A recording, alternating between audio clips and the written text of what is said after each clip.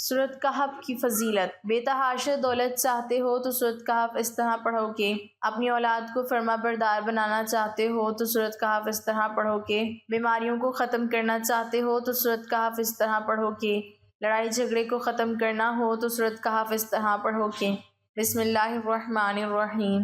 رسول کریم صلی اللہ علیہ وسلم کے دور میں کچھ قریش مکہ ایک یہودی عالم کے پاس گئے اور اس سے کہا کہ حضور صلی اللہ علیہ وسلم سے ایسا کیا سوال پوچھا جائے کہ ان کے نبی ہونے کی حقیقت واضح ہو جائے۔ اس کے جواب میں یہودی عالم نے آپ صلی اللہ علیہ وسلم سے 3 سوال پوچھنے کو کہا، جن میں ایک سوال یہ تھا کہ اصحاب کہف کون تھے۔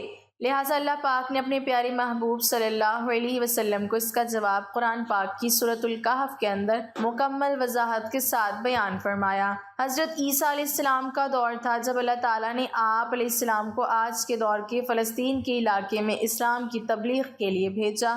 یہ علاقہ اس وقت رومن امپائر میں شمار ہوتا تھا۔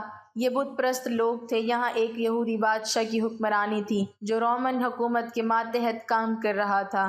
جب حضرت عیسیٰ علیہ السلام نے تبلیغ شروع کی تو رومی لوگ آپ علیہ السلام کے مخالف ہو گئے اور آپ علیہ السلام کو گرفتار کر کے سولی پر لٹکانا چاہا، مگر اللہ کے حکم سے آپ علیہ السلام کو زندہ آسمان پہ اٹھا لیا گیا۔ اس واقعے کے کچھ عرصے بعد یہودی لوگوں نے رومی حکومت کے خلاف بغاوت کر دی، لہٰذا اس کے رد عمل میں انکا ہو کر ٹرٹس نامی رومی بادشاہ نے یروشلم اور فلسطین پر حملہ کر کے اسے بالکل تباہ کر دیا، حتیٰ کہ بیت المقدس کو بھی تباہ کر دیا۔ اسی دوران اس نے 1.5 لاکھ یہودیوں کو قتل کر دیا۔ جو بچے کچے یہودی یہاں رہ گئے تھے وہ جان بچا کر فلسطین سے نکل گئے، مگر جو حضرت عیسیٰ علیہ السلام کے ماننے والے اور ان کی تعلیمات کے پیروکار تھے صرف وہی فلسطین میں موجود رہ گئے جو کہ رومی تھا اور بت پرست تھا۔ لہٰذا اس کی حکومت میں موجود عیسائی لوگوں پر اس نے ظلم و ستم کرنا شروع کر دیے۔ ایک دن حضرت عیسیٰ علیہ السلام کے چند ماننے والے حواریوں کو اس نے اپنے دربار میں بلایا اور ان سے کہا، میں تمہیں چند دن کی مہلت دیتا ہوں، تم اپنے نئے دین یعنی عیسائیت سے باز آ جاؤ ورنہ میں تمہیں قتل کر دوں گا۔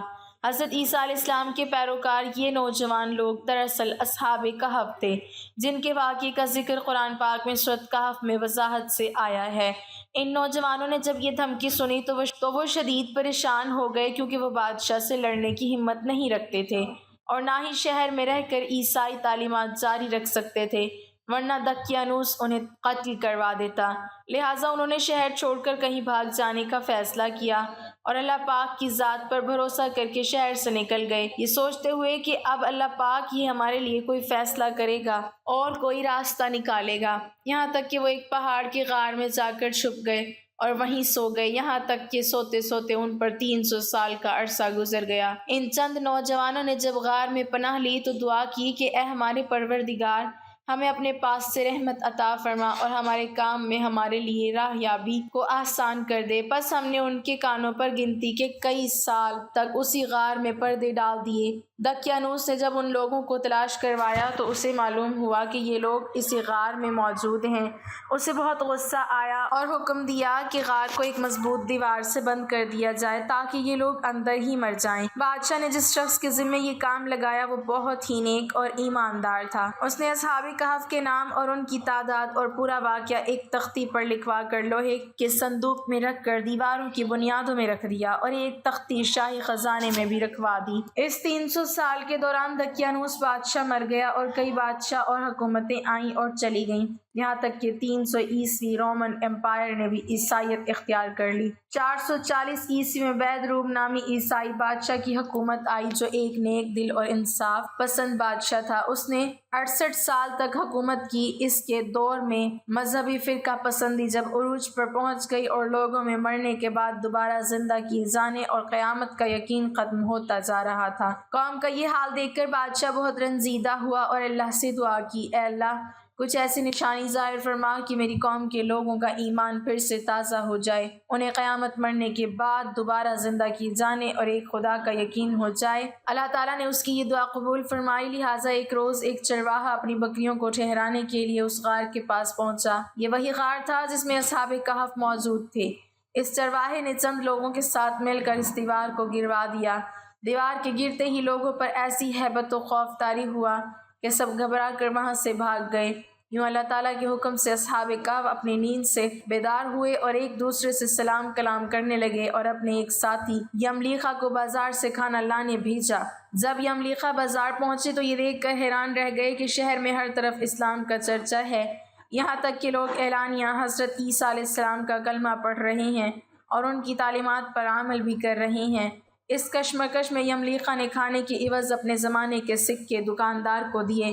دکاندار نے جب یہ سکے دیکھے تو اسے شک ہوا کہ شاید اس شخص کو پرانا خزانہ مل گیا ہے، لہٰذا اس نے یملیخہ کو سپاہیوں کی سپرد کر دیا۔ سپاہیوں نے یملیخہ سے پوچھا، بتاؤ یہ خزانہ کہاں سے آیا؟ یملیخہ نے کہا، ہمارے پاس کوئی خزانہ نہیں، یہ ہمارا ہی پیسہ ہے۔ سپاہیوں نے کہا، ہم کیسے مان لیں کیونکہ یہ سکے 300 سال پرانے ہیں۔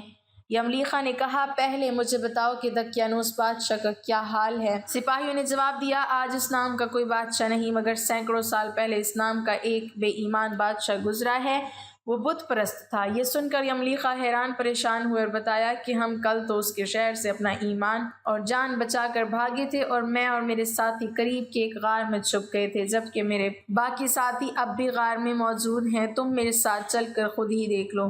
جب سپاہی اور بہت سے لوگ اس غار کے پاس پہنچے تو اصحاب کہف یملیخہ کے انتظار میں تھے۔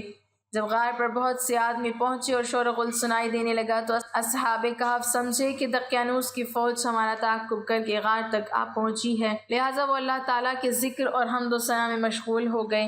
سپاہیوں نے غار پر پہنچ کر تانبے کا وہ صندوق برآمد کر لیا اور اس کے اندر سے تختی کو نکال کر پڑھا تو وہاں اصحاب کہف کے نام اور یہ لکھا تھا کہ یہ مومنوں کی جماعت ہے جو اپنے دین کی حفاظت کے لیے دقیانوس بادشاہ کے خوف سے اس غار میں پناہ گزین ہوئی ہے۔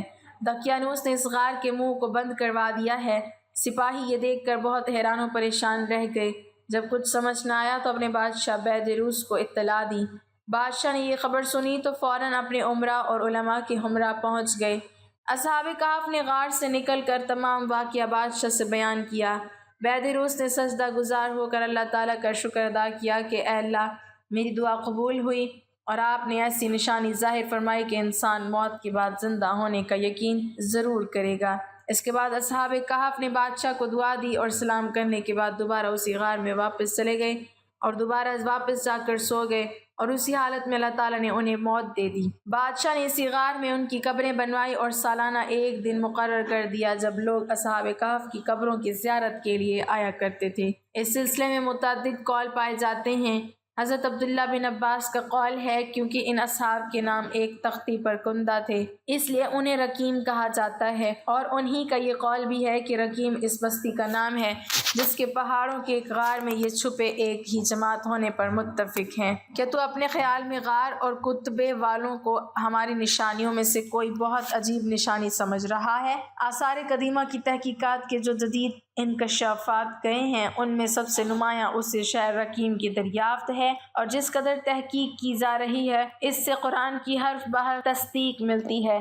جدید تحقیقات کے مطابق یہ تخمینہ لگایا گیا ہے کہ یہ واقعہ حضرت عیسیٰ علیہ السلام کے بعد رسول اللہ صلی اللہ علیہ وسلم کے زمانے کے قریب پیش آیا۔ خلیج عقبہ سے شمال کی جانب بڑھتے ہوئے پہاڑوں کے دو متوازی سلسلے ملتے ہیں، ان میں سے ایک پہاڑ کی بلندی پر رقیم شہر آباد تھا۔ اس شہر کے عجیب و غریب غار قابل ذکر ہیں جو اس طرح واقع ہیں کہ دن کی دھوپ اور تپش ان تک پہنچتی ہے، اور ایک غار کے قریب قدیم عمارتوں کے آثار بھی پائے گئے ہیں۔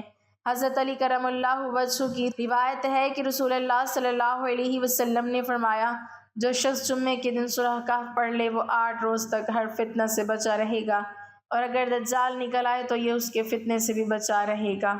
مسند احمد میں ہے کہ رسول اللہ صلی اللہ علیہ وسلم نے فرمایا، جو شخص سورۃ کہف کی پہلی اور آخری آیتیں پڑھ لے اس کے لیے اس کے قوم سے سر تک ایک نور ہو جاتا ہے، اور جو پوری سورت پڑھ لے اس کے لیے زمین سے آسمان تک نور ہو جاتا ہے۔ شب جمعہ یعنی جمعے کی رات اور جمعے کے دن دونوں میں سورۃ کہف پڑھنے کے فضائل احادیث میں وارد ہوئے ہیں۔ بعض روایات میں صرف جمعے کی رات کا ذکر ہے اور بعض میں صرف جمعے کے دن کا ذکر ہے۔ شارحین حدیث نے لکھا ہے کہ ان تمام روایات روایت میں تطبیق کی صورت یہ ہے کہ جن روایت میں صرف رات کا ذکر ہے ان سے مراد رات اپنے دن سمیت ہے، اور جن روایت میں صرف دن کا ذکر ہے ان سے مراد دن اپنی گزشتہ رات سمیت ہے۔ حضرت ابو سعید خدری رضی اللہ تعالیٰ عنہ حضور اقدس صلی اللہ علیہ وسلم کا فرمان نقل کرتے ہیں کہ جس شخص نے سورہ کہف جمعے کی رات میں پڑھی اس کے لیے اس کی جگہ سے مکہ تک ایک نور روشن ہوگا۔ رسول اللہ صلی اللہ علیہ وسلم نے فرمایا کہ جس نے جمعے کے دن سورۃ الکہف پڑھی اس کے لیے 2 جمعوں کے درمیان نور روشن ہو جاتا ہے۔ یعنی رسول اللہ صلی اللہ علیہ وسلم نے فرمایا کہ جس شخص نے سورۃ کہف جمعے کے دن پڑھی اس کے لیے اس کی جگہ سے مکہ تک ایک نور روشن ہوگا۔ اللہ تعالیٰ نے اپنی قدرت سے ساری کائنات کو پیدا کیا اور ان میں سے بعض کو بعض پر فوقیت دی، ہفتے کے 7 دن بنائے اور جمعۃ المبارک کے دن کو دیگر ایام پر فوقیت دی۔ جمعے کے فضائل و اہمیت میں یہ بات خاص طور پر قابل ذکر ہے کہ ہفتے کے تمام ایام میں صرف جمعے کے نام سے ہی قرآن کریم میں صورت نازل ہوئی ہے۔ اسی طرح جمعۃ المبارک کے دن سورۃ الکہف پڑھنے کی بھی بڑی فضیلت وارد ہے، بلکہ مختلف احادیث میں اللہ کے رسول صلی اللہ علیہ وسلم نے جمعے کے دن اسے پڑھنے کی ترغیب دلائی ہے۔ اس حوالے سے ابن عمر رضی اللہ تعالیٰ عنہ سے روایت ہے کہ آپ صلی اللہ علیہ وسلم نے فرمایا جس نے جمعے کے دن سورۃ کہف پڑھی اس کے قدموں کے نیچے سے لے کر آسمان تک نور پیدا ہوتا ہے جو قیامت کے دن اس کے لیے روشن ہوگا، اور ان 2 جمعوں کے درمیان والے گناہ معاف کر دیے جاتے ہیں۔ ایک اور جگہ حضرت ابو سعید خدری سے مروی ہے، نبی کریم صلی اللہ علیہ وسلم نے ارشاد فرمایا جس نے جمعے کے دن سورۃ کہف پڑھی تو اس جمعے سے دوسرے جمعے تک اس کے لیے نور کو روشن کر دیا جاتا ہے۔ ان حدیثوں سے معلوم ہوتا ہے کہ سورۃ کہف کی جمعے کے دن کے ساتھ کوئی خاص مناسبت ہے جس کی وجہ سے اس دن میں اس کی تلاوت کی ترغیب دی گئی ہے۔ اس صورت کو جمعے کے دن غروب آفتاب سے پہلے کسی بھی وقت پڑھا جا سکتا ہے، یعنی اسے فوراً فجر کی نماز کے بعد یا جمعہ کی نماز سے پہلے پڑھنا ضروری نہیں، کیونکہ احادیث میں فی الیوم الجمعہ کا لفظ آیا ہے اور جمعے کا دن غروب آفتاب تک رہتا ہے۔ یہ صورت قرآن کریم کی عظیم صورت ہے جو 4 قصوں پر مشتمل ہے جن میں مسلمانوں کے لیے عبرت و نصیحت ہیں۔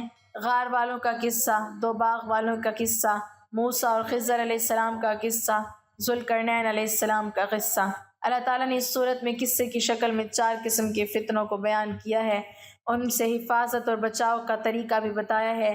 نمبر 1، غار والوں کے قصے میں دین میں فتنے کی طرف نشاندہی کی گئی ہے، اور اس سے یہ سبق ملتا ہے کہ دین میں فتنے سے حفاظت کا طریقہ اللہ کی رسی کو مضبوطی سے تھامے رکھنا اور نیک لوگوں کی صحبت اور رفاقت اختیار کرنا ہے۔ نمبر 2، باغ والے قصے میں مال کے فتنے کی طرف نشاندہی کی گئی ہے کہ اس سے حفاظت کا طریقہ یہ ہے کہ انسان اس دنیا کی حقیقت کو جانے پہچانے کہ یہ بہت ہی معمولی اور حقیر شے ہے، آخرت کے بالمقابل اس کی کوئی وقت نہیں۔ نمبر 3، موسیٰ اور خضر علیہ السلام کے قصے کے ذریعے علم کے فتنے کی طرف نشاندہی کی گئی ہے، جس سے یہ سبق ملتا ہے کہ اس سے حفاظت کا طریقہ اللہ اور اللہ کی مخلوق کے ساتھ تواضع و خاکساری اپنانا ہے۔ نمبر 4، ذوالقرنین کے قصے کے ذریعے سلطنت اور جاہ و منصب کا فتنے کی طرف نشاندہی کی گئی ہے، اس سے حفاظت کا طریقہ یہ ہے کہ انسان اللہ کی خاطر اخلاص کو اپنائے اور یہ یقین رکھے کہ ایک دن یہ سب ختم ہو جائے گا۔ حکومت و سلطنت ہمیشہ کے لیے نہیں ہوتی، لہٰذا ہمیں قرآن مجید کی اس صورت کی قدر و منزلت کو سمجھنا چاہیے، جمعے کے دن اسے ترجمے کے ساتھ پڑھنے کا اہتمام کرنا چاہیے اور اس کی آیات پر غور و فکر کرنا چاہیے اور اس میں مذکورہ واقعات سے عبرت و نصیحت حاصل کرنی چاہیے۔ سورۃ کہف پڑھنے سے گھر میں سکون و برکات نازل ہوتی ہیں۔ صبح و شام اس صورت کی تلاوت کریں، انشاءاللہ آپ کی پریشانی ختم ہوگی اور آپ کے گھر میں سکون آ جائے گا، اور انشاءاللہ ہر شر سے اللہ پاک آپ کی حفاظت فرمائیں گے۔ جو شخص قرض میں ڈوب گیا ہو اور قرض اتارنا مشکل ہو گیا ہو وہ سورۃ کہف کو 3 مرتبہ بعد نماز جمعہ پڑھے اور اللہ تعالیٰ سے دعا کریں، انشاءاللہ قرض سے نجات حاصل ہوگی، لیکن اس کو آپ نے صدق کے دل کے ساتھ کرنا ہے۔ انشاءاللہ اللہ پاک آپ کی دعا قبول فرمائے گا۔ اللہ پاک ہمیں ہر بیماری اور پریشانی سے محفوظ رکھے اور ہمیں ایمان کی دولت سے مالا مال کرے، آمین۔ ناظرین، کمنٹ باکس میں اللہ تعالیٰ کے 99 ناموں میں سے ایک نام ضرور ٹائپ کریں۔